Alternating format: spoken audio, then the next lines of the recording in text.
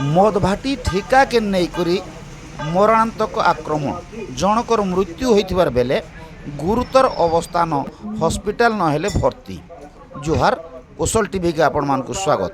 हाँ आज्ञा आमर चैनल के सब्सक्राइब करुन, लाइक करुन और फेसबुक रे देखुछन बोले फॉलो करुन और बरगढ़ तथा पश्चिम ओडिशा टेक्निक खबर देखुन। आसुन देखमा बड़टे खबर उपरे।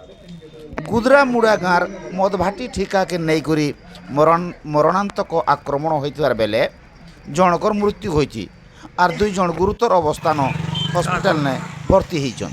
बरगढ़ जिलार भेड़ेन थाना अरेगुड़ी ग्राम पंचायत गुदरामुड़ा गाँव में मदभाटी ठिका के नहींकरी एंता गोटे घटना घटी।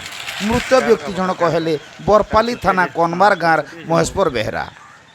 सूचना अनुसार गुदरामुड़ार गाँव कनबार गाँव महेश्वर बेहरा मदभाटी ठिका नहीं गला काली गुदरामुड़ा गाँव में मदभाटी ठिका के नहीं गोटे मीटिंग होइतिला और से मीटिंग के ठिका नहीं थिबा महेश्वर बेहरा और ताकर 2 भाई टिकेश्वर बेहरा लोकेश्वर बेहरा मीटिंग के पहुँची थिले।